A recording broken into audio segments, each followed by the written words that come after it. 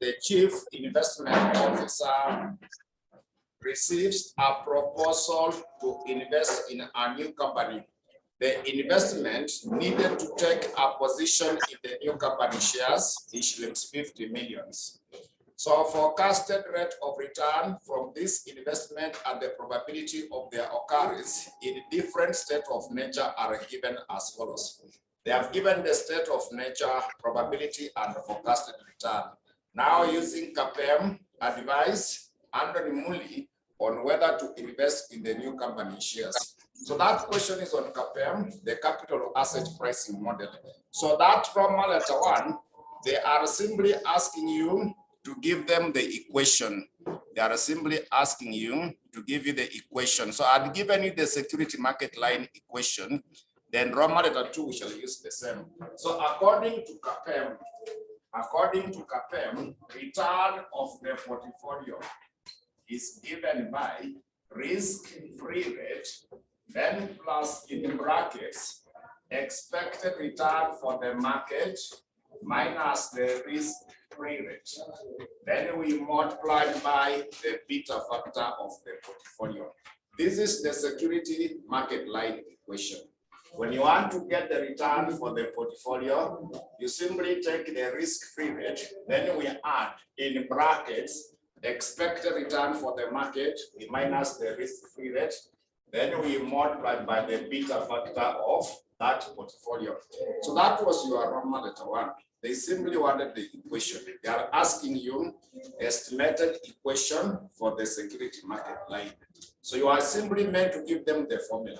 So the Roman letter 2 is now when you get the return. So that formula was able to give you the 3 marks because it's a model. It is a model whereby to get the return for the security, we come up with that. Then also remember, this part is the same as the risk premium. It's the same as the risk premium. So once we have done that, we should now go to the Roman letter 2. Roman letter 2, we now use the equation to get the return. Roman letter 2, we now use the equation in order to get the return. So 2 items are not there. Risk-free rate was given to you in the note number 1, sorry, note number 2, as 8%. But we don't have expected return for the market. We don't also have the beta factor. So we need now to calculate the expected return for the market.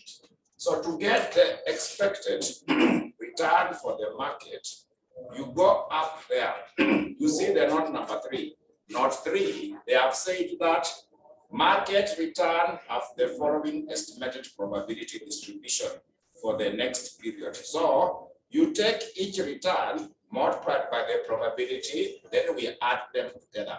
That will now be able to give us our expected return for the market. So our expected return for the market, the first one, you take the 7 multiplied by the probability of 0.1. We add the second one, which is 9. The probability is 0.2. We add the third one is 11. The probability is 0.4. We also add the next one, which is 13. The probability is 0.2. Then finally, the last one, which is meant to be 15. The probability is 0.1. So when you add them together, they will be able to give you the expected return for the market. It's the same as the average return. It will be the same as our average return. So we come up with the expected return for the market in relation to that question. So when we compute, it will be able to give us which field. We get a value of 11. So this one is giving you 11. Then the other item that we are lacking is the beta factor for the portfolio. So the beta for the portfolio, it is a weighted average. They have given you the beta coefficient before additional information. They gave you the beta coefficient for alpha, beta, Jata, Dina, and Eastern. But we combine them together. To combine them together, you take each, you multiply by the proportion. So proportion are the same as those probabilities. But now we use the amount invested. Like now to get the proportion for alpha, you take 140 million divided by the total. The total is 500. So when you take 140 million divided by 100, it will give you the proportion of alpha, which is invested in the combined portfolio. So to get our beta factor, I start with the first one. The first one they have given you 0.8. But the proportion of that figure, you get 140 millions divided by the total, which is 500 million. It is the same as the probability or proportion for that. Then the next one is 1.5. 1.5, the proportion invested into that in the combined, it is 80 million, also divided by 500 million. The next one is meant to be 3.0. So the proportion for this one, you take 120 millions, also divide by 500 millions, we get the value for that. The next one is meant to be 1.0. So the proportion for the 1.0, it is 100 millions. We also divide by 500 millions. Then the last one, the amount is 2.5. The last one is 2.5. So the 2.5, you also multiply by 60 millions, divide by the total, which is 500 million. So when you combine them together, that now will give you the beta factor for the portfolio. We combine them using the amount invested so that it gives us the value which we are now going to apply in order to get the return for the portfolio, the beta for the portfolio.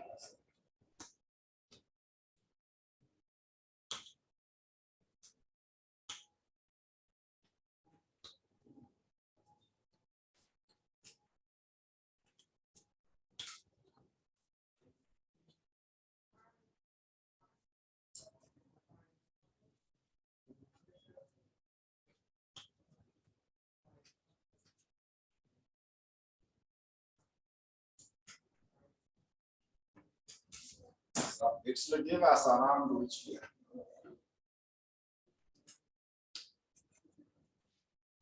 The one who have completed.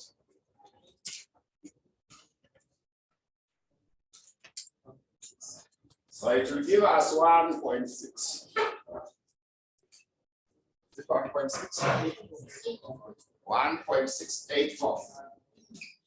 So once you have done that, we can now use the formula to get the return of the portfolio. We can now apply the formula. So risk-free rate as per the note number 2, it is 8. Then the expected return for the market, we got 11.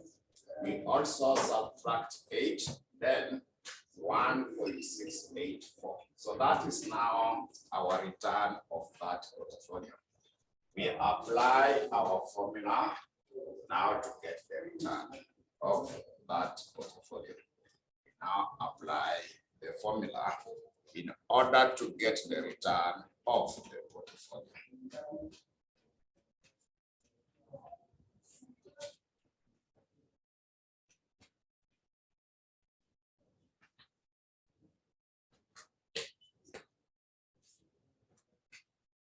So 8% is there in the note number 2, the risk-free rate has been given to you in the note number 2. So what are we going to have as the required rate of return for that portfolio?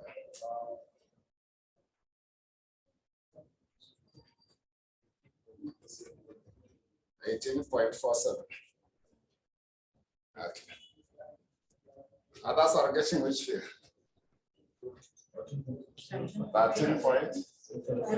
Yeah, the 13 is the correct one.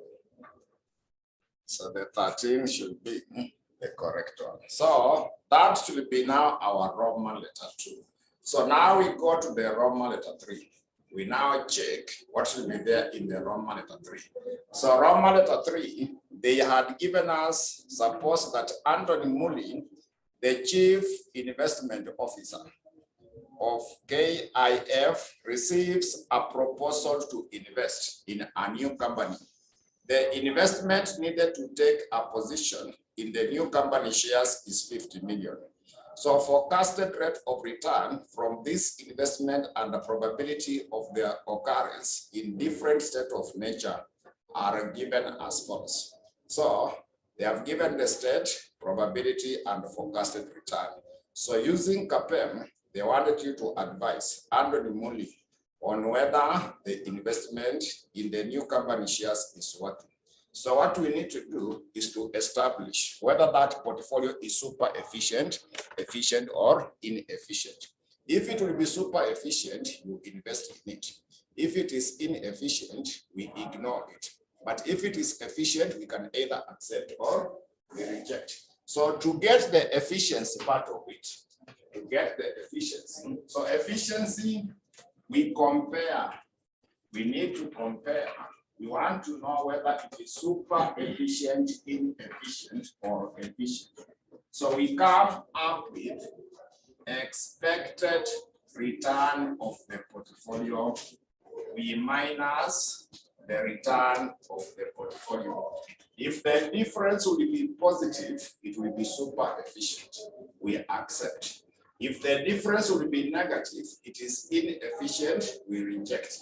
But normally, when it is equal to 0, if the difference is 0, it is efficient. When it is efficient, you can either accept or reject because there will be no profit. So the starting point is for you to get this expected return of the portfolio. So to get the expected return, they have already given you the forecasted rate of return. You simply take each return, multiply by the probability, then you add them together. Because the last paragraph, they have said that the forecasted rate of return from this investment and their probability of occurrence is given. So simply take each, multiply by the probability, then we add them together. That will now be able to give us the expected return of that portfolio. So the expected return, you simply take the 10 multiplied by the probability is 0.1. We add the second one is 15. The probability is 0.2. The next one they have given you is 20. The probability is 0.4. The next one is supposed to be 10. The probability is 0.2. Then they were also able to give you 15. The probability is 0.1. So that is what is meant to be the expected return of that portfolio. That is what is supposed to give you the expected return of that portfolio.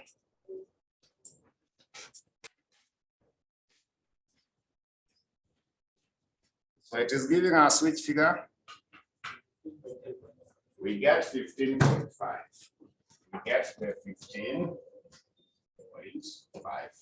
So to compute this return for the portfolio, we use CAPM. So return of the portfolio will be given by the risk-free rate, then expected return for the market, minus the risk-free rate, then the beta factor of the portfolio. Then we come up with the beta for the portfolio. So this time round, to compute the beta factor of the portfolio, we require the covariance. The covariance between the portfolio and the market. Then we divide by the variance of the market. So I've given you 3 formulas on how to get the beta factor. One of the formula was The covariance between that security and the market, we divide by the variance of the market. The other formula was the correlation coefficient between the security and the market. We divide by the standard deviation of the market. So you remember that. Then the other formula was the changes in the market security return divided by the changes in the market return. So for this question, we shall apply this part to get the beta factor. So this is the covariance between the portfolio and the market. We divide by the variance of the market. There were three formulas I gave you how to get the beta factor. So to compute the covariance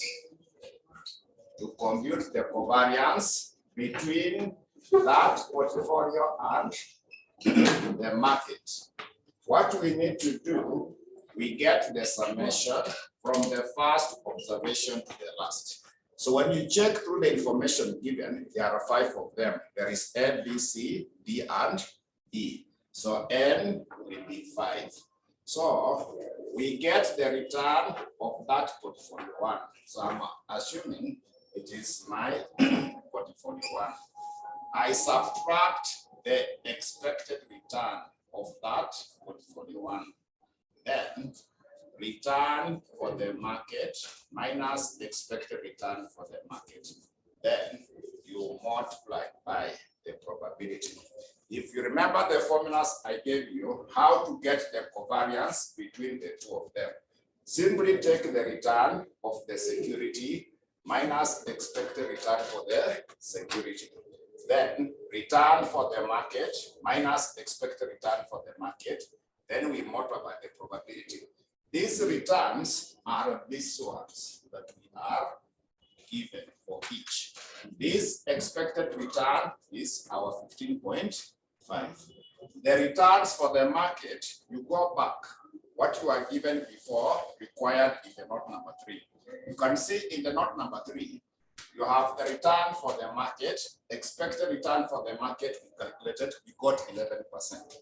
Then the probabilities are the same. Like now for this case, our first return for this portfolio is 10 minus the expected return, which is 15.5. Then the first return for the market, when you check before required in the note number 3, you are given 7. Expected return, we remember the 11 that we had calculated. So the probability is the same. You can see under state A, down there under the Roman, you can see the 0.1. Also, when you check up there in the market, you can see for the market, the probability is also 0.1. That's how they are now connected. The probabilities are the same. So that is 0.1. You go to the second return for the portfolio, it is 15. You minus 15.5. For the market, when you check up there, it is 9. The 11, remember how we got the 11? The probability for the two are also the same. When you go to B, it is 0.2. When you go up there, it is also 0.2. That's how they are connected. You go to the second one, the third one, sorry. The third one is 20 minus 15.5.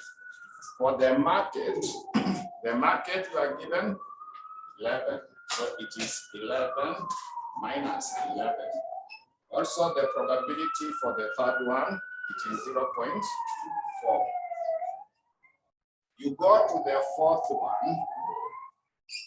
For the fourth one, you have been given 10.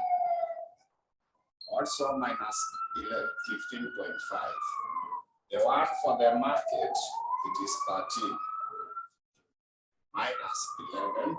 So this one is 0.2.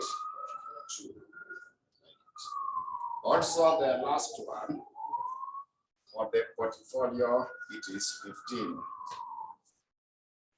You also subtract 15. Then for the market, it is also 15. We minus 11, then 0.1. So when you add them together, That's now what will give you the covariance between the two. So covariance normally indicate whether there is a positive or negative relationship between the security and the market, because we compare the security against the market. For this one, I'm suspecting you'll get a 0. There was no correlation between the two. When you compute that figure, it is likely to give you a 0. Just confirm and see what you get between the two.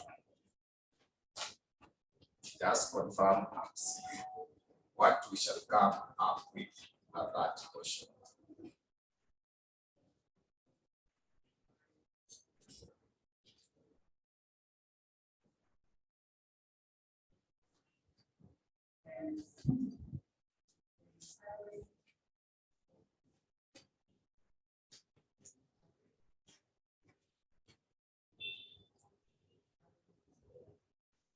Just confirm and see what you are coming up with in that level.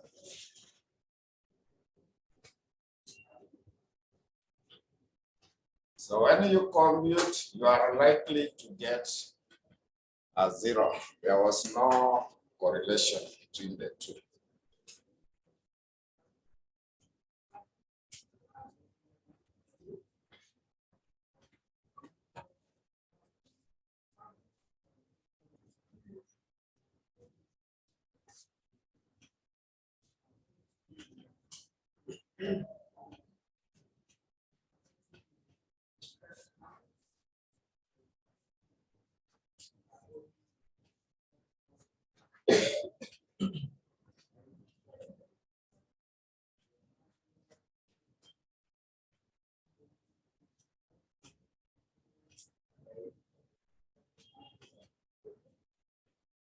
It's likely to give you a 0.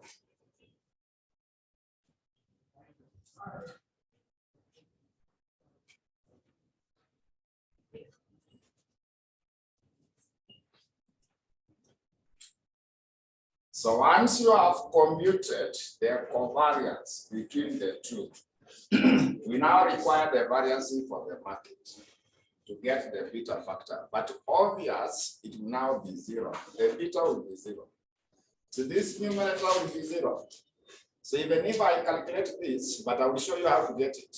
Finally, the beta factor will be 0, because obvious, this figure we are getting is at 0. So let us first confirm how to get this one, the variance for the market.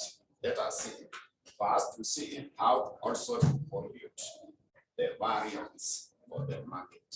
So when you want to compute the variance for the market, when you want to compute the variance for the market, you simply get the summation from the first observation. So there are 5 of them. You take the return for the market minus expected return for the market. You square, we multiply by the probability. When you want to get the variance for the market, it is simply the observation from the first to the last. There are 5 of them. You take the return for the market minus expected return for the market. You square, then you multiply by the probability. Remember, if it is the standard deviation, you normally get the square root. But this one, it is a variance. So the same information that we have is the return. So you simply square these figures. We simply square those figures like that. Then you will now add them, because these are returns for the market, then expected return for the market. So the total you get is now what should give us the variance for the market, is what should be able to give you the variance for the market. So we just apply what we have at that point, so that we get now the variance for the market. But now we get the difference, we square, then we multiply by the probability for each.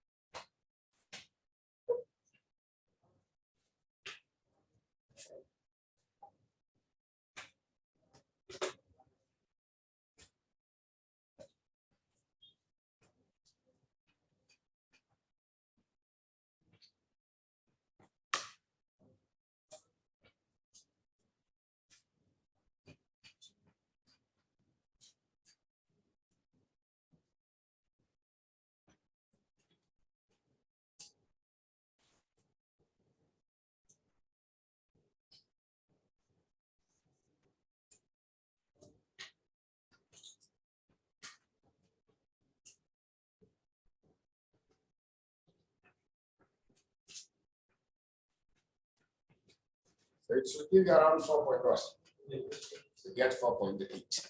So now when it comes to computing the beta factor, so this one is a 0 divided by 4. So finally you get a 0 like that. Finally you get a 0. So to get the return as per this question, to get the return for this, so risk-free rate is 8.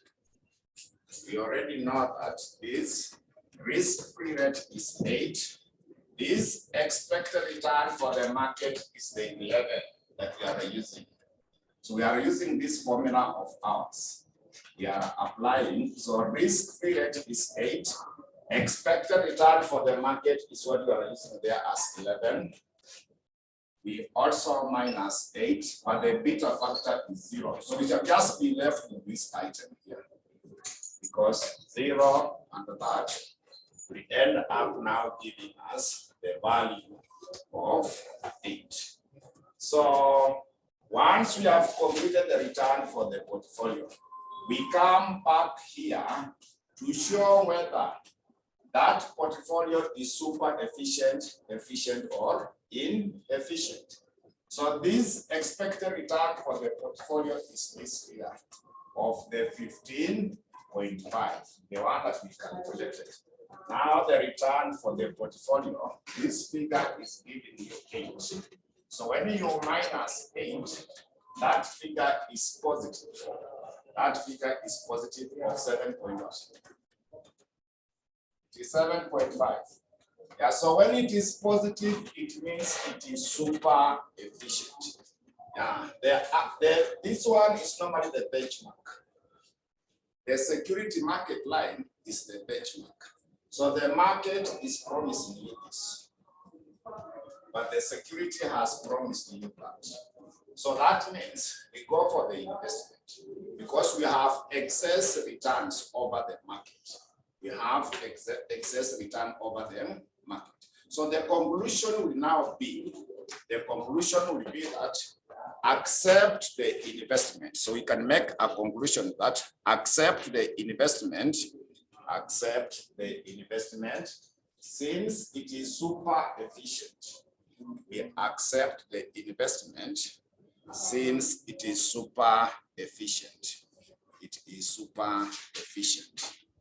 Super efficient. So remember, the security market line is the benchmark, but now it has promised you 15.5. So we end up accept, but in case you get a negative, if you get a negative, it means it is inefficient. So you reject. In case you get a negative, it will be inefficient, and therefore you need to reject. So that is now the analysis that you are meant to come up with when it comes to making a decision in regard to that project. So there is a similar question we should also go through. This one is in the pilot paper. The pilot paper for December 2021. There is a pilot paper for December 2021, question number 2. I want us also to go through that question to see what else can we get from it. December 2021, a pilot paper. It is on page 10 in case you have the past paper. When you check page 10, you will see that question. It is a pilot paper for 2021 December. So it is a question number 2. It is a question number 2. So we can go through the question before we can break for the prayers.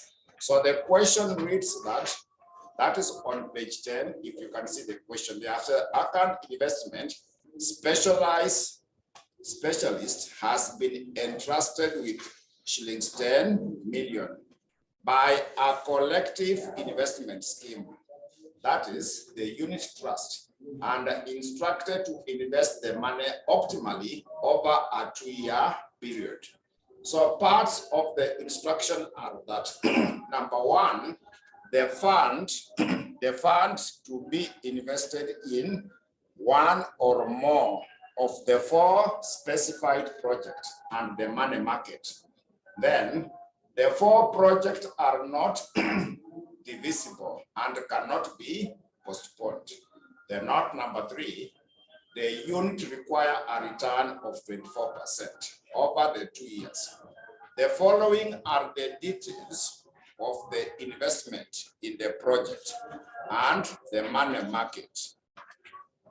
So they gave you projects. There is project 1, project 2, project 3, project 4, and also the money market.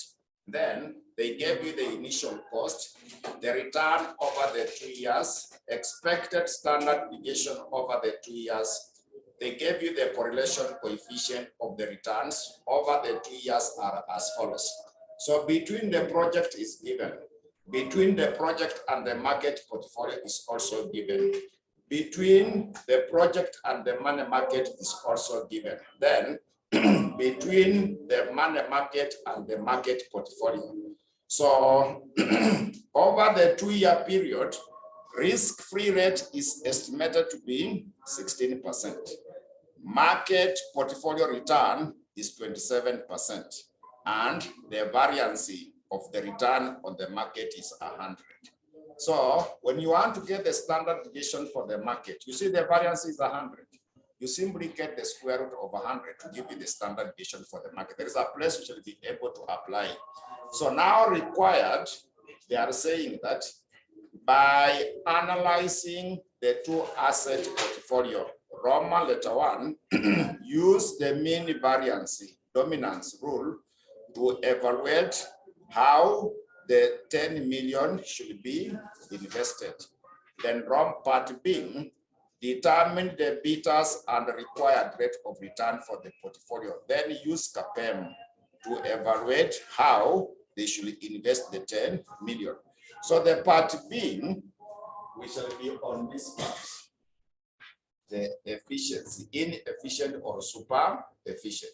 In case it will be super efficient, we shall select. But now there is a combination. For part A, it is on the portfolio theory. Mean variance is the same as coefficient of variation. Mean variance is the same as the coefficient of variation.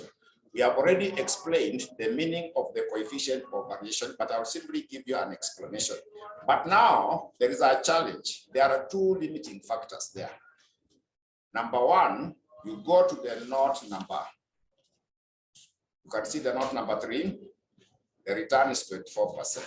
So when we shall be combining the projects, the one we accept, it will give us a return of 24 or more. If it is less than 24, we reject. Then you see the amount invested in the first paragraph. It was 10 million. Also, when you combine, the total should either be 10 million or less. Like now, you can see project 1 requires 6 million. Project 2 requires what? 4. So you can combine project 1 and 2 because they add up to 10, either 10 or less. Then we can also combine project 2 and 3. It is 4 plus 6. You can also combine project 2 and project 4. But we cannot combine project 1 and 3, project 3 and project 4, or project 1 and 4, because the combined amount is more than 10. So when we are combining, we ensure that it is either 10 million or less. Then there is also the money market. For the money market, they have given you a minimum of what? 1 million. So it can go up to any figure when you combine with the other project, as long as it does not exceed 10 million. So like now, if I pick project 1 and the money market. So project 1, we know it is 6 million. So that means the money market, we give it how much? Make it 10. 4. But the minimum should be 1. The minimum for the money market should be 1. But you can combine it with any other project to make it 10. So if I pick project 1 and the money market, because project 1 has taken 6 million, the money market should take 4 million to make it 10. I can also combine project 2 and the money market. So project 2 will take 4 million. So that means the money market must take the remaining, which is 6 million, as long as it does not exceed 10, because the minimum that has been allocated to it should be 1 million. But you can go up to any figure. So we shall be doing those combinations before we narrow down to which combination are we going to come up with. So that's now the agreement we should be able to have. So before we proceed to the question, we can have a short break for those who are going for the prayers, so that now when we come back, we can now go through the question comprehensively.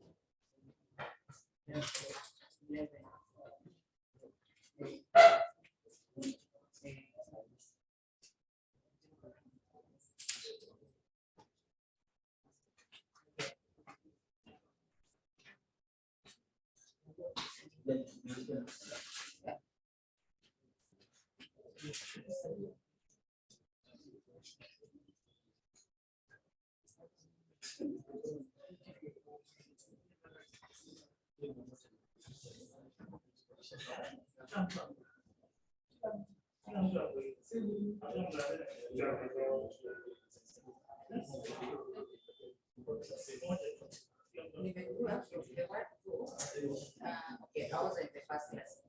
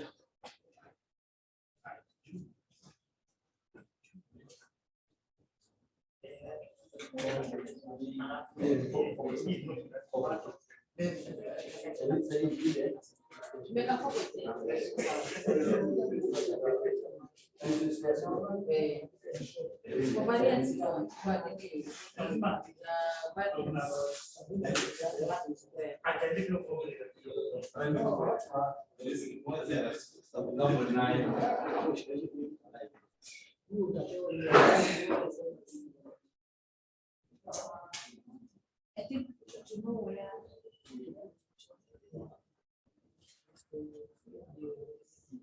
your cards, you have to know where you know there's a year of Hey, hey. You know where to put what? Unajua kasi ya mjadala. Understand is everything.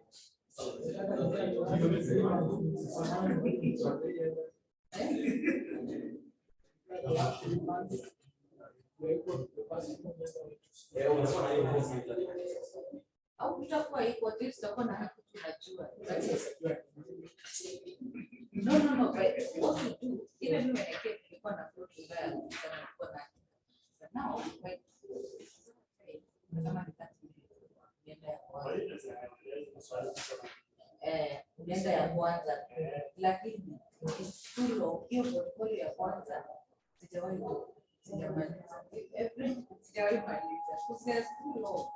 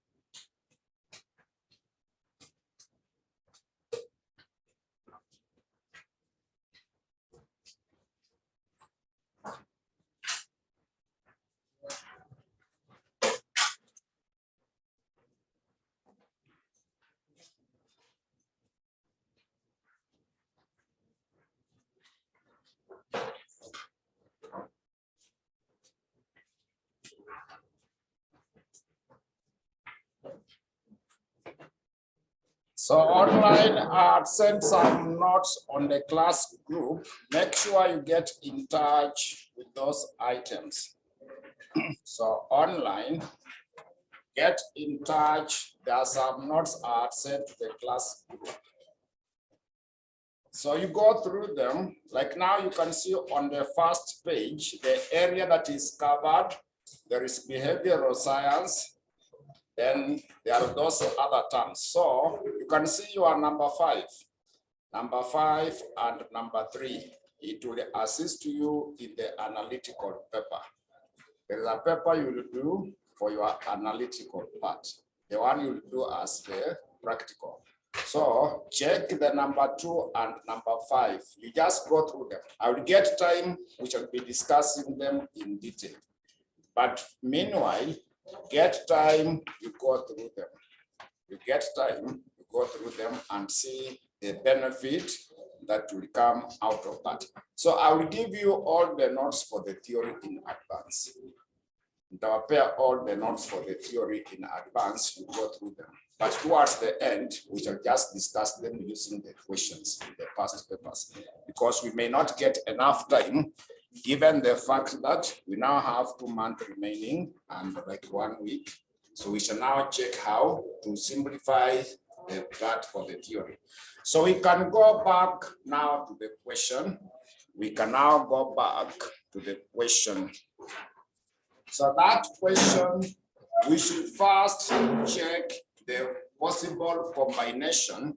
Once we get the possible combination, then we select which one are we going to narrow down. So before we answer the question, we should get the possible combination. We should come up with the possible combination. So what we do, we shall be having the column for the portfolio. Then also expected return for the portfolio, so that we select which one are we going to combine. So we shall do an analysis in relation to that. There are 2 limiting factors: amount, which is 10 million, and the return, which must be 24 or above. In case it is below 24, we reject that combination.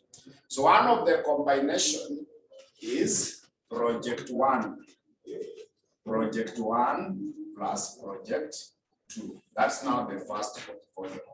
So to compute the expected return for this combination, to compute expected return for that combination, you can see project 1 requires how much? 6 million. Project 2 requires 4 million. So the proportion are 6 million divided by 10 million, then multiplied by expected return. The question had given the return over the 2 years. You can see for project 2, they gave you 22. Then we add the one for project 2. Amount invested in project 2 is 4 million. So you take the 4 million, also divide by 10 million, but this one we multiply by 26. So we want to know that combination should give us a minimum return of what percentage? We want to know it will give us a minimum return of what percentage? So when we combine, it will give us around each year. So confirm and see the value we get. Sorry? 23.6. So this one is rejected. That combination is rejected because in the note number, you can see what is there in the note number 3. Note 3, they have said that the unit require a return of what? 24% over the 2 years. So in case you get a combination of less than 24, it is rejected. That's now the variation. There are 2 limiting factors: the amount and the return. Amount should be 10 million. But the return should be a minimum of 24. But this one is 23.6 in it. It is less than 24. We require a higher value, either 24 or above. So this one combination is rejected. Even though it fits in the 10 million, but we shall get a return less than the required. The one required is 24. So this one, we shall not analyze that combination, because if you go to it, you get a return which is less than 24. So that one is rejected. We shall not analyze that particular one. Another possible combination, there is project 2 and project 3. There is project 2 and project 3. So project 2 and 3, you know project 2 requires 4 million. We divide by the total, which is 10 million. Then the return for project 2 is 26. So we also factor in the one for project 3. The one for project 3, it will now take 6 millions, divide by 10 millions. But what are we given there as the return over the 2 years? So let us combine them and see whether we accept that combination. So that one is, the first one was rejected because it was less than 24. So you want to know, this one is going to give us what percent?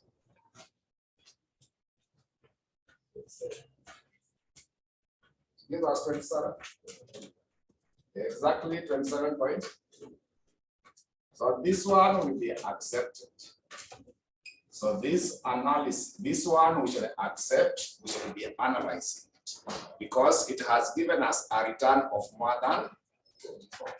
So we want to get all possible combination, but we narrow down to those which will give us 24 and above.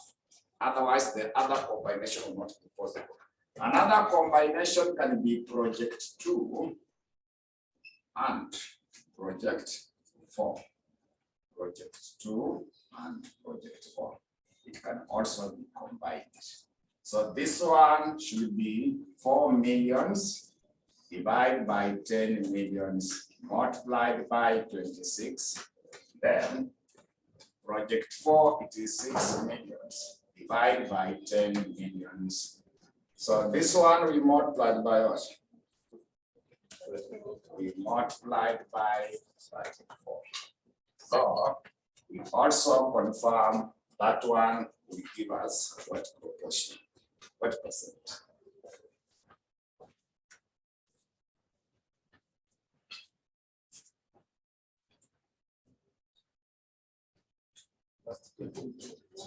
$30.8. So this one is accepted. This one we accept, because it has given you a return of more than 24%. Another combination is project 1 and the money market, because the question had said that when you go through the paragraph number, when you check over, they had said that they will invest in the project and the money market. They have explained to you that information, whereby we will invest in the project and the money market. So we can also combine project 1 and the money market. We can also combine project 1 and the money market. So for this particular one, project 1, it is 6 million divided by 10 million multiplied by 22. Then money market now will take 4 million, because the minimum is 1, but the total is supposed to be 10. So the money market, we give it 4 million, so it adds up to 10. Then we also divide by 10 million. So what are we given as the return over the 2 years for the money market?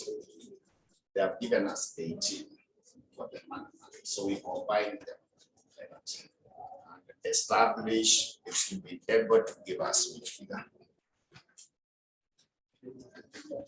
20.4. So this one is rejected.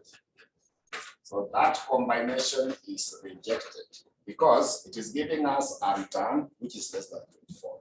So that combination we shall not be dealing with it. We go to another combination, is project 2 and the money market. The project 2 and the money market. So we know project 2 requires 4 millions divided by 10 millions. So return for project 2 is 26. For the money market, now it will take how much? 6 million divided by 10 million multiplied by 18. So that we now also get what? Sorry, 21. So this one is also rejected. That one must also be rejected because it is giving you a return of less than 25. Another combination can also be project 3 and the money market. Another combination can also be project 3 and the money market. So project 3, it was 6 million. Also divide by the total of 10 millions. Then you multiply by 28. So that means the money market must now take how much? It should take 4 million divided by 10 million multiplied by 18. Now to pay exactly 24.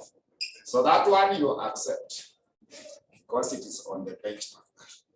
That one we are going to accept because it has given us a return of either 24 or above. So finally, there will be project 4 and also the money market. We can also combine project 4 and the money market. So for project 4, remember it is 6 million divided by 10 million. So return for project 4, it is 634. Yeah, and now this one must take 4 million divided by 10 million multiplied by 18.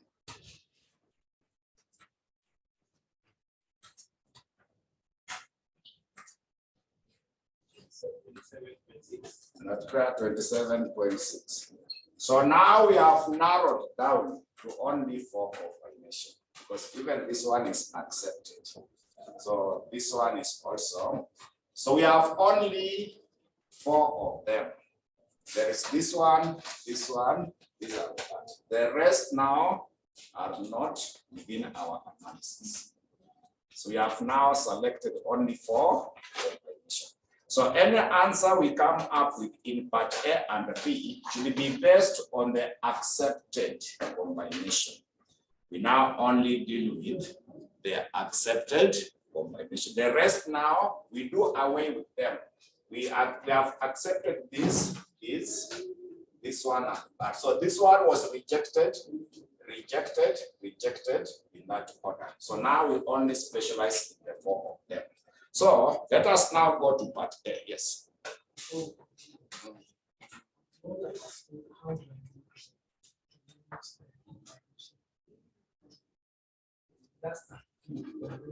Yeah, so they have given us 2 limiting factors. One of them, maximum amount must be 10 million. So when we are combining, they should not go beyond 10 million. So now in that order, you can see project 1. It requires 6. Then project 2 requires how much? So those 2 can be combined. But it is not possible to combine project 1 and project 3. So now project 1 and 3, they add up to what? 16. They add up to 12. So that one we have not picked. So you only pick the ones, when you combine them, they add up to what? 10. Then for the money market, they have said the minimum is what? 1 million. But you can go up to any figure as long as when you combine them, they add up to what?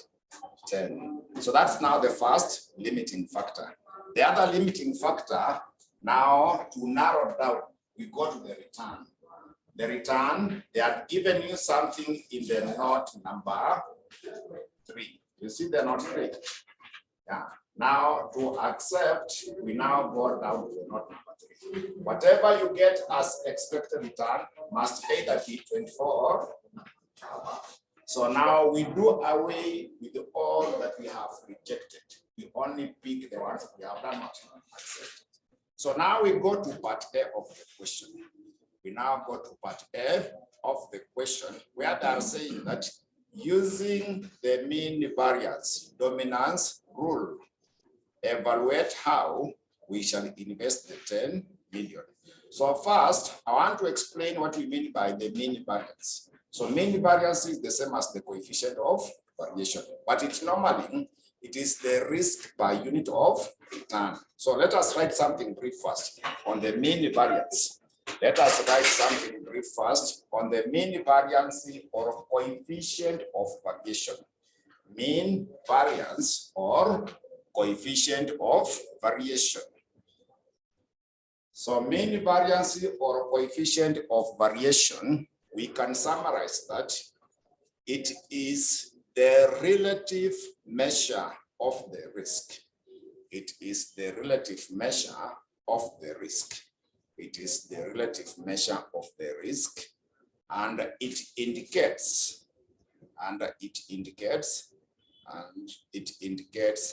the risk per unit of return. It indicates the risk per unit of return.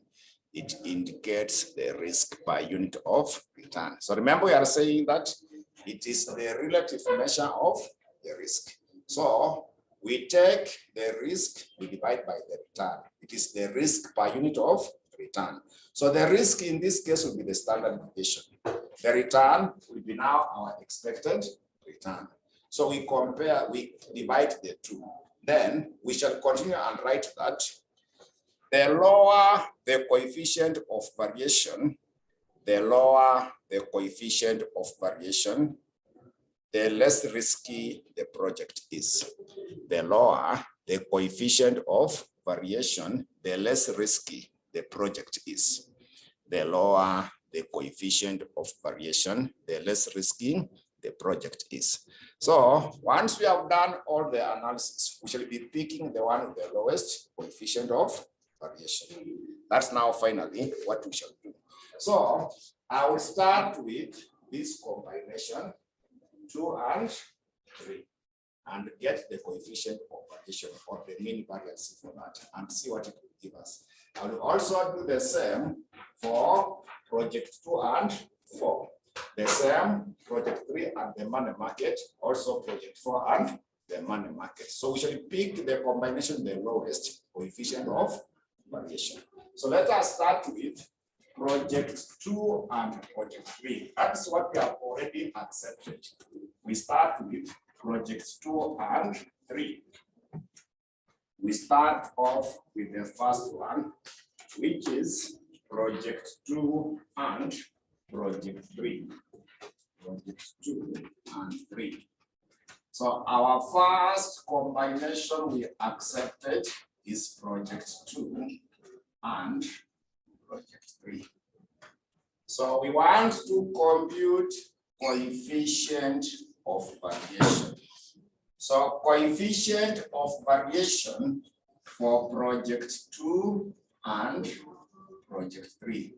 It is supposed to be given by the standard deviation of project 2 and project 3 divided by expected return of project 2 and project 3, like that.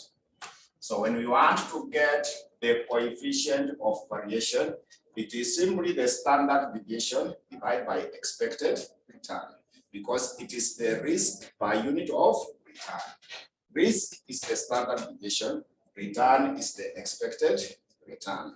So this one we have already calculated expected return. You see what we have gotten for the expected return? We got which figure? Before we accepted that expected return of portfolio 2 and 3, it is what percent? Yeah, so we already have the 27. So this one we already have it. What we need now to compute is the standard deviation. So let us get the standard deviation of project 2 and project 3. We do the same way we were calculating expected return. So remember, project 2 required how much? Project 2, it was 4 million. Yeah, so it is 4 millions divided by the total, which was 10 million. So confirm for me, what are we given as the standard deviation of project 2? They have given us. You can see the standard deviation for project 2. Yeah, so multiplied by 9, then we add. For project 3, it is 6 millions. Also divide by 10 millions. So what do we have as the standard deviation for project 3? So add them together. See what value are we going to get at that? Get 12.6.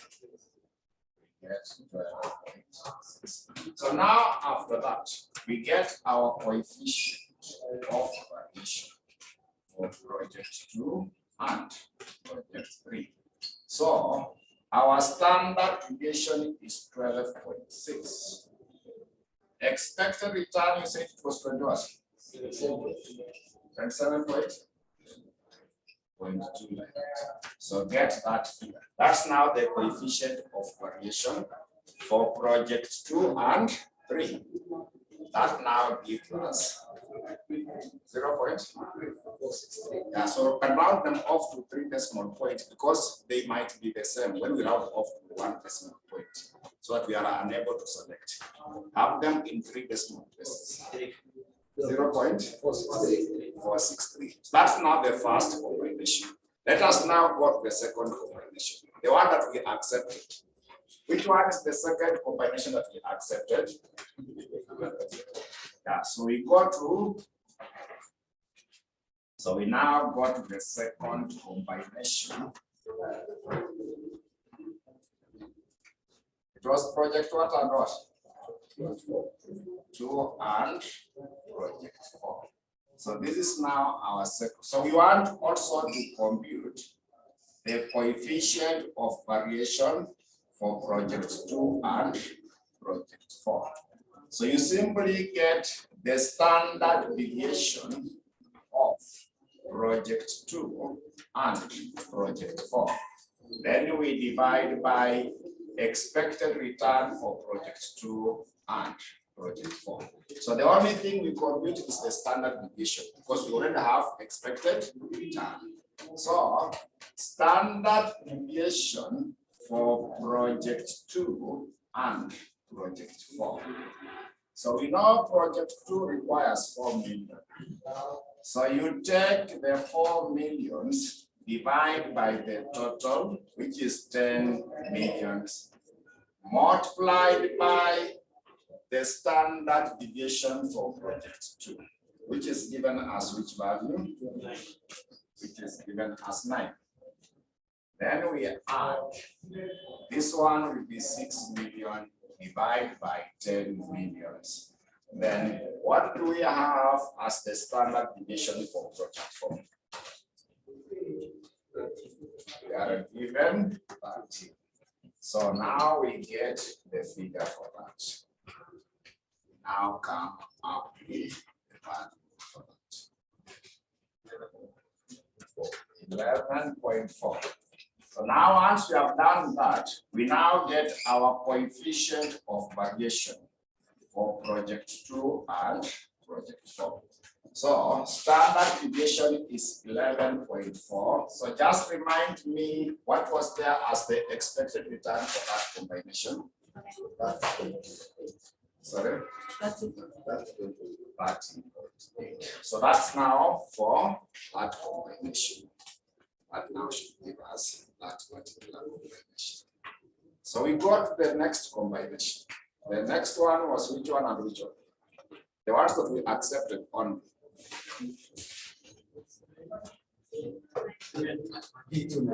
So project 3 and the money market. Yeah, so let us now go to project 3 and the money market. We now go to project 3 and the money market. So we now go to project 2. Is this 2 or 3? The last two, yeah, it was project 3 and the money market. So we also get the coefficient of variation for project 3 and the money market. So we simply come up with the standard deviation of project 3 and the money market. We divide by expected return for project 3 and the money market. So let us get the standard deviation for project 3 and the money market. So project 3, remember it is 6 millions. 6 millions divided by 10 millions. So what do we have as the standard deviation for project 3? It is 15. Then we also add, it is 4 millions divided by 10 millions. Then we multiply by what? Money market is 5. So we get the value for that. Is 11 points?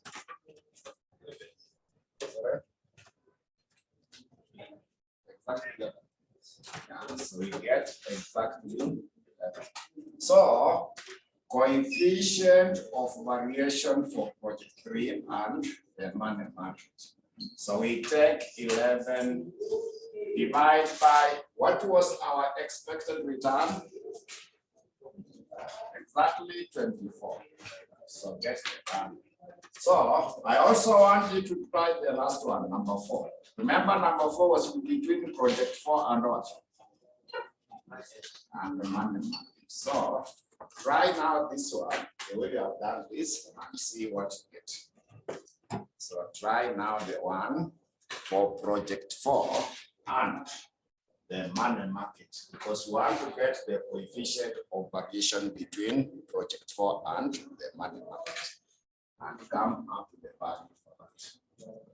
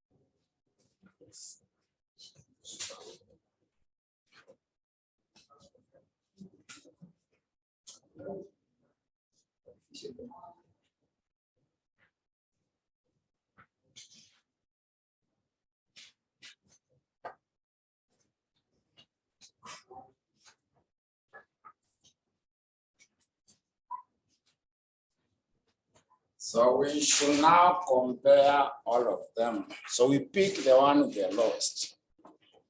So which combination has the lowest coefficient of variation? Project 4 and the money market. Remember the explanation for the coefficient of variation. It indicates the risk per unit of return. So we rank them. The one with the lowest, we rank it as number 1. So we pick the one with the lowest. So now we make a conclusion that select a combination of project 4 and the money market. Select a combination of project 4 and the money market, since it has a lower coefficient of variation. We select a combination of project 4 and the money market, since it has a lower coefficient of variation. A lower coefficient of variation. So that is now the mean variance. Remember that part A, it is on the portfolio theory, but part B is on CAPM. Let us now go to part B of the question. Now go to part B of the same question. So part B, they were asking that determine the betas, also the required rate of return for the portfolios. Then we use CAPM. That's the capital asset price model, to evaluate how to invest the 10 million. So when it comes to CAPM, we establish whether it is super efficient, efficient, or inefficient. I know all of them will be super efficient. So one will be inefficient, but we shall be picking the one with the highest, super efficient. So that's now what we shall do when it comes to CAPM. When it comes to CAPM, we do it exactly the way we had done the other question, whereby we shall be comparing expected return of the portfolio minus the return of the portfolio. So for CAPM, it is the expected return for the portfolio minus the return for the portfolio. So we have already calculated expected return of the portfolio. So what we need to do is to get this return of the portfolio. So we go as per the project that we selected. The first one was project what and what? So the first one was project 2 and was it project 3? Yeah, that was the first one. So we want to compute. Already we have this one, but we don't have this. So to compute the return for the portfolio, it is the risk-free rate plus, in brackets, expected return for the market minus the risk-free rate. We multiplied by the beta factor for the portfolio. So we use security to give us this. Already this one we have calculated for which expected return for the portfolio you already have. What we are lacking is now the return of the portfolio, whereby we use this. So we need to compute the beta factor for this and also the beta factor for that. Then we combine them together using the proportion of the investment.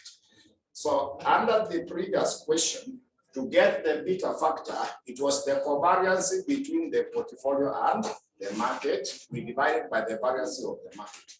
Remember the covariance that we got as 0? Yeah. So, but now this one, we don't have the covariance. but you have been given the correlation coefficient. So the second formula I gave you how to get the beta factor. Like now, to compute the beta factor of this project 2, because you compute each one separately. The betas are not given. So to get the beta factor for project 2, this time round, the question has given you correlation coefficient. R is normally the correlation coefficient between project 2 and the market. We multiply by the standard deviation of project 2. We divide by the standard deviation of the market. This is the second formula of getting the beta factor. There are three of them. There are three of them depending on the information given on the question. The first one I have shown you today. If I want to get the beta factor of project 2, this one, don't write, I'm simply demonstrating for the one I used before. So it is the covariance between project 2 and the market. Sorry, and the standard deviation of project 2. Then we divide by project 2 and the market. Then you are dividing by the variance of the market. Remember what we used today? It is the covariance between the project and the market. We divide by the variance for the market. This formula, I used it in the previous question. Remember the figure we got? A covariance of 0, then the variance for the market, which was 4.8. So we had used this formula. Then also the same, now we can use this. How we arrive to this one, it comes from this. How to arrive to this one, it comes from this. Because also in the notes, I say that correlation coefficient, let's say between project 2 and the market, it is supposed to be given by the covariance between project 2 and the market. We divide by the standard deviation of project 2, what by the standard deviation for the market. So if I do that, now it means that the covariance between project 2 and the market. I'm making this one to be the subject. It will now be the correlation coefficient between project 2. Then we multiply by the standard deviation of project 2. What was the standard deviation for the market? Then we divide by this one. You see this one is like the standard deviation of the market squared. So that this one and this will be able to cancel off. So that is now what I have there. So it is there in the notes. When you get the notes on how we are calculating the beta factor, I gave you 3 formulas on how to get the beta. The first one is this one. The second one is this one, which I'm using there. So this second one is coming from the first one, simply because of this area. When we make the covariance to be the subject. Then the formula number 3, to get the beta factor, it was the change in return of the security divided by the change in terms of the market. So if you get those notes, that's what I've done. So for now, don't bother about this one. You will get the notes and then you check. What I'm simply simplifying is what now to apply in this question. What I'm going to apply now for this question, these ones don't copy. When you get the notes, when we started the security market line, I gave you those 3 formulas so that you will apply them. So straight on this question, now I want us to get the beta factor for project 2. So confirm in the question, what are we given as the correlation coefficient between project 2 and the market portfolio? Remember, there are 2 items there which can make you confused. There is the money market and the market portfolio. You get that part? So the money market was also a project on its own. Remember Remember that? So this one should be the market portfolio, not the money. Money market is a project on its own. So are you able to see between the project and the money market? That one is a different one, but we are using the one between the projects and the market portfolio. You get that point? Yeah. Money market was a project on its own. Then project 1 was it is on. Project 2 it is on. Project 3 on. Project 4 on, isn't it? So we correlate those projects against the market portfolio. Yeah. We correlate them against the market portfolio. No, money market is a project on its own. We shall also be comparing the money market against the market portfolio, isn't it? Project 1 against the market portfolio. Project 2 against the market portfolio. Project 3 against the market portfolio. Project 4 against the market portfolio. Also the money market against the market portfolio. So get that part. There is, in this question, are you able to see between the project and the market portfolio? There is also between the project and what? Money market. Also between money market and the market portfolio. So all of them are related to the market portfolio. So this one should be correlation between the project and the market portfolio and the market portfolio. Maybe I can add there to show it as market portfolio. So what are we given in the question? The correlation coefficient between project 2 and the market portfolio. 0.65. So we take 0.65 multiplied by the standard deviation of project 2. So confirm up there. What do we have there as the standard deviation for project 2? So multiplied by 9, then divide by the standard deviation for the market. So standard deviation for the market are explained. You see before required, there is the variance of the return of the market. Are you able to see the variance for the return of the market of 100? So get the square root of the 100. We get the standard deviation. Are you able to see 100? 100 is the variance. To get the variance, we normally square the standard deviation. To get the variance, we normally square the standard deviation. So now to get our standard deviation, because we are given a variance, get the square root of that. So it will be what? 10. So it will be able to give 10. So this one is 10. Remember how we are getting the 10. So now we are getting the 10. Check before required. You see, by analyzing the two portfolio assets, are you able to see up the variance of the return of the market? Not 100. So that is our variance. To get the standard deviation, get the square root of that figure. The square root of 100 is 10. Isn't it?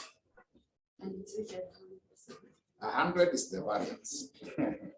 You want what? The standard deviation. So to get the variance, we normally square the standard deviation.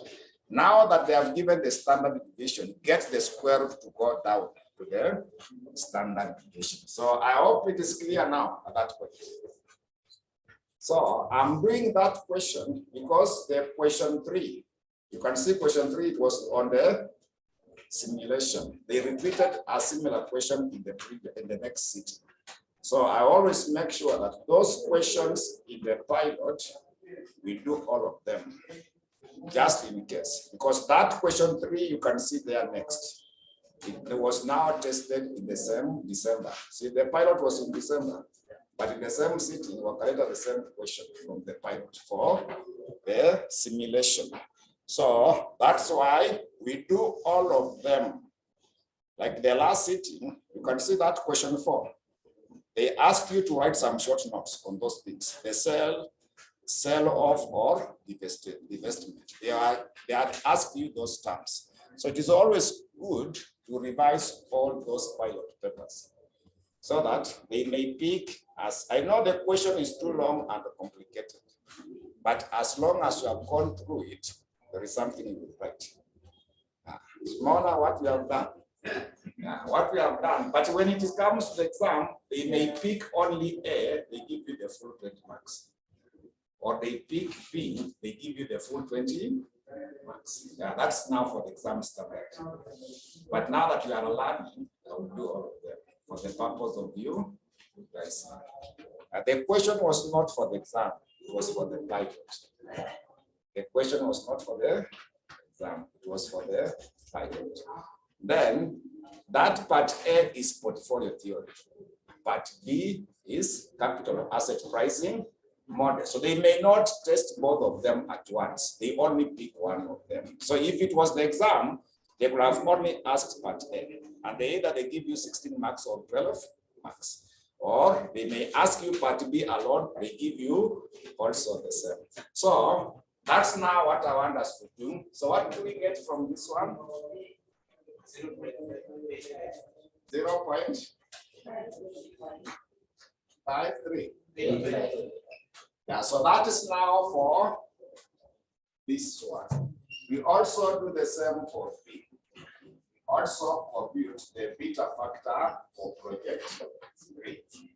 We also compute the beta factor for project 3, so that we combine them as a weighted average.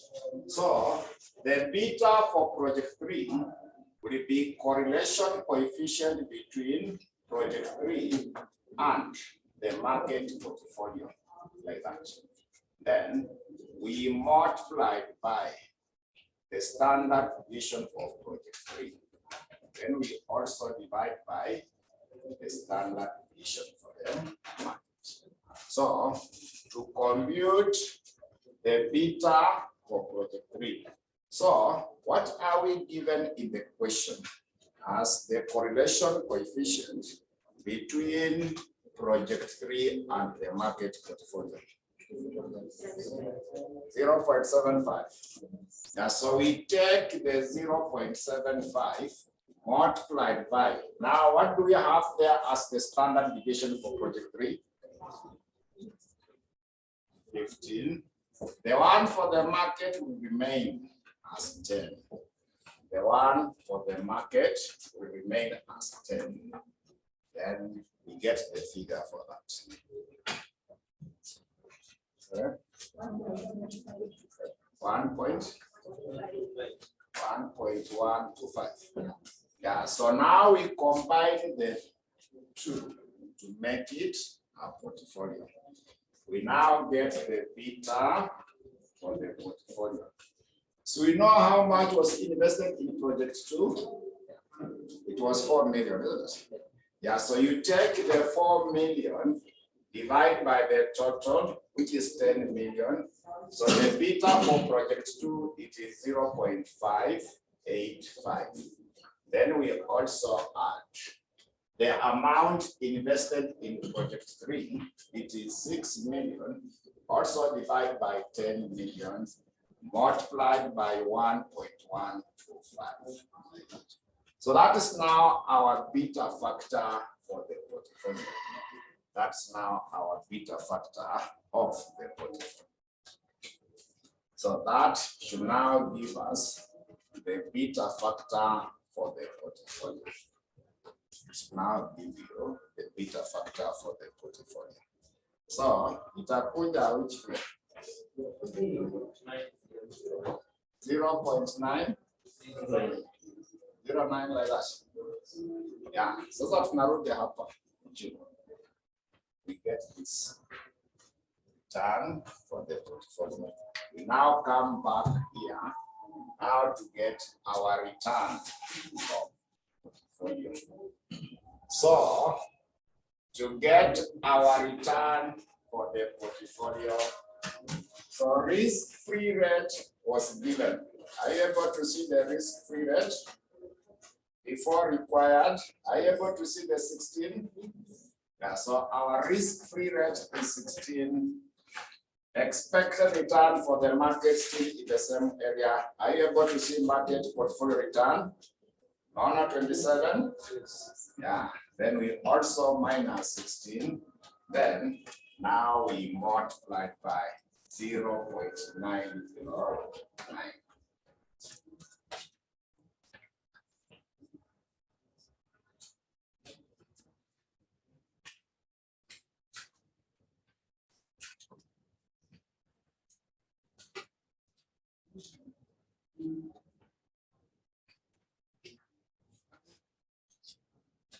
So it has given me which figure? 25 point.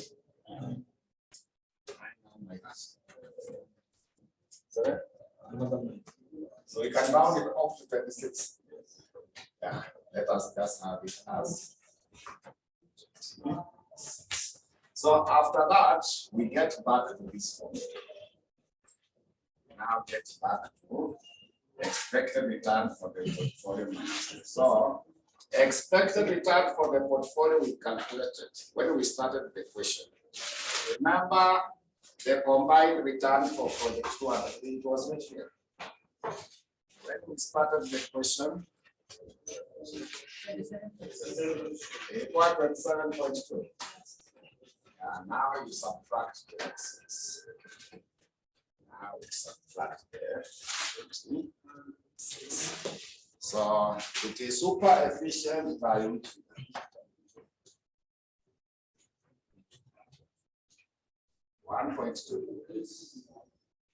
So here you go, the first combination. Now we got the second combination. The second combination was which one and which one?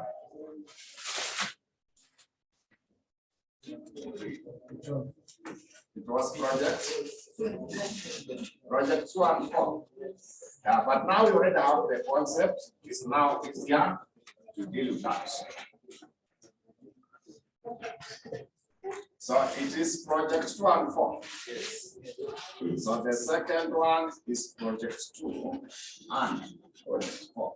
So what you do, you start right away by calculating the beta factor, but we already have the beta factor for project 2, isn't it? Yes. So you only compute the beta factor for project 4. Then we combine. Then we get the returns because expected is given, and then we got that. So let us only compute the beta factor for project 4.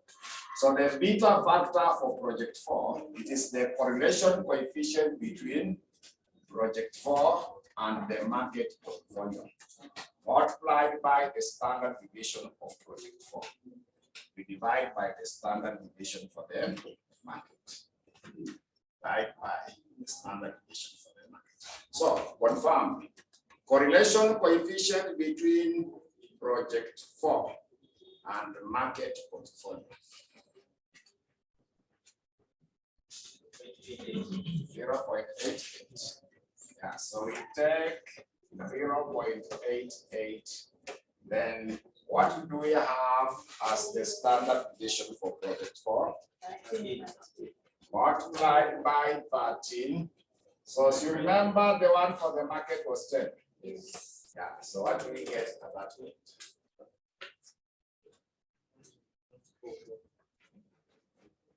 1.144. So now we get the beta for the portfolio because now we already have the other one. So the beta factor for the portfolio. So we know the amount for project 2. It is 4 million, isn't it? Divide by 10 million. So what did we get as the beta factor for project 2? 0.585. Now this one will be 6 million divided by 10 million. Now we multiply by 1.144.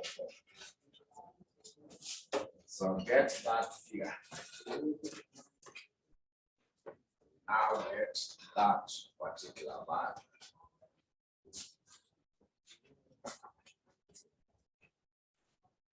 So this one will give us which figure? 0.9. Is that 0.92? 0.04. So you can just have it as 0.92 because when you have it into 3 decimal places, the other ones are 0.8.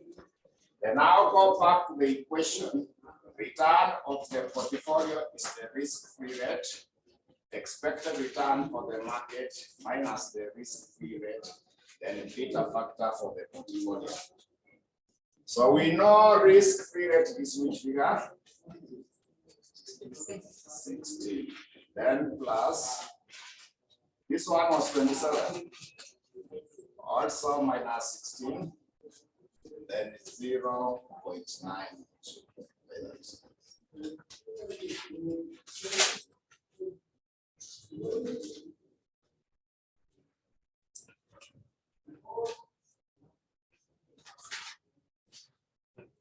Nakuja ngapi?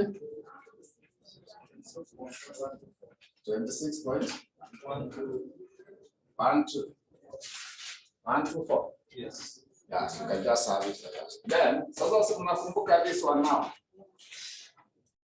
I hope now you remember this part. Yeah, so confirm what was the expected return of the portfolio for this combination. Correct? It was 30.8. Yeah, so you take 30.8, now we subtract 26.1. Then we subtract now 21.6.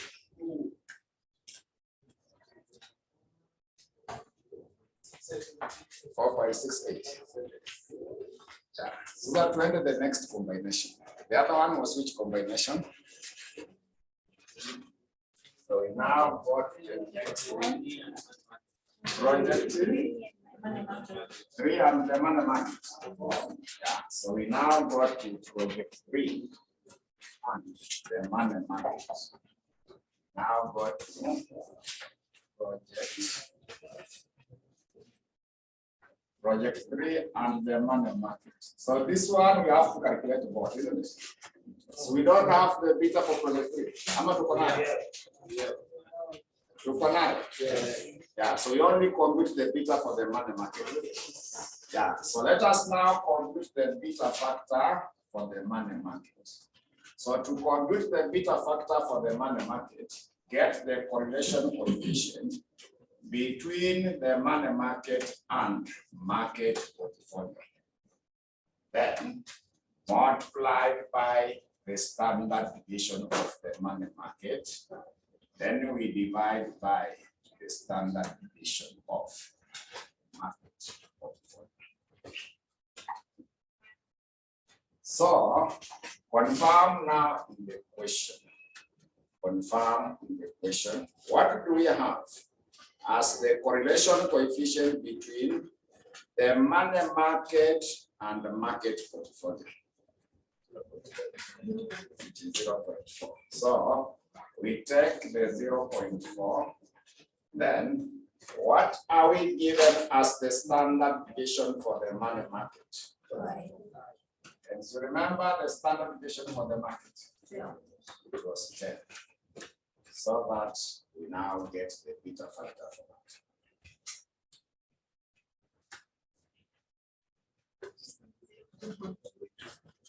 0.2. So we now get the beta factor for the portfolio. So project 3 is 6 million divided by 10 million. So remind me the beta factor for project 3. We calculated 1.1.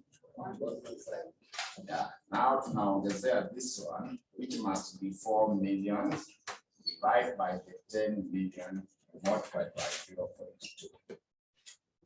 Multiplied by 0.2.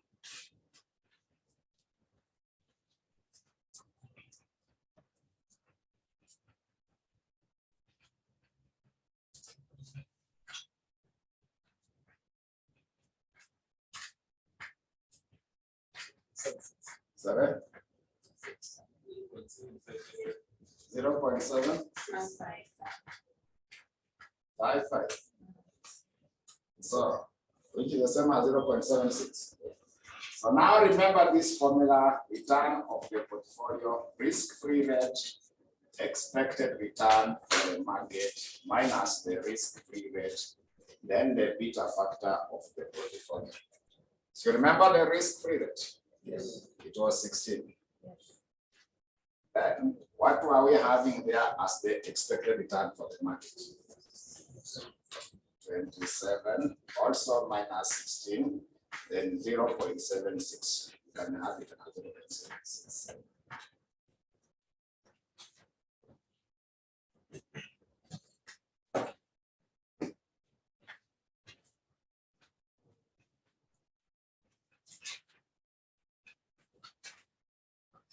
So here inakuja ngapi?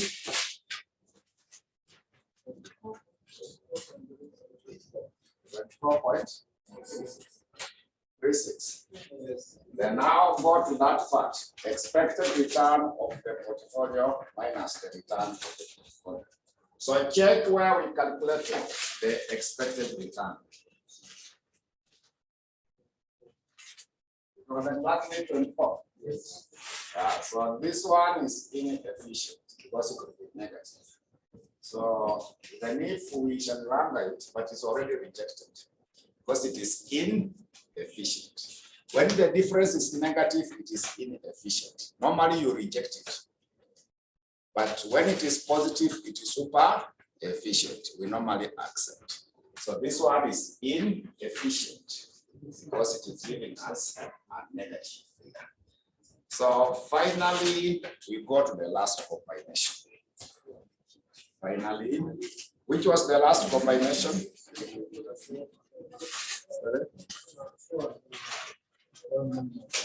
For and the money market. But we have all the betas, isn't it? So now the last one is easier because we have already combined the beta factors. So you only get the beta for the portfolio. Then finally we conclude. So the last one is project 4 and the money market. So finally, the last one should be the one for project 4. Project 4 and the money market. So we simply calculate the beta factor for the portfolio. So project 4, it is 6 millions divided by 10 millions. What is the beta factor for project 4?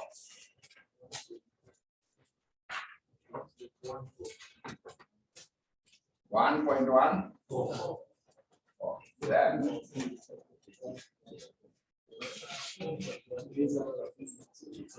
another 4. It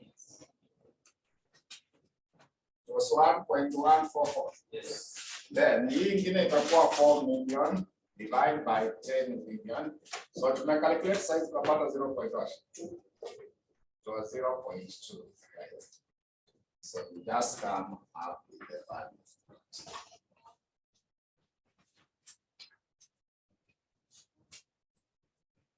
So it will give us which.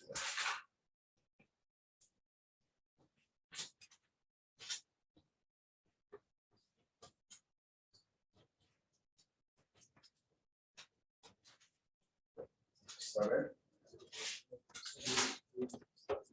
0.7. Another 7, I'm just 6. So, like that.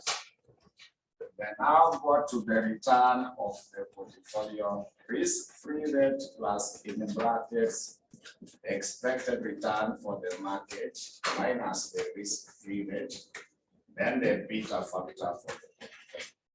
So risk-free rate was 16. Expected return for the market was 27. Also minus 16. Then 0.76. So that we get now the value.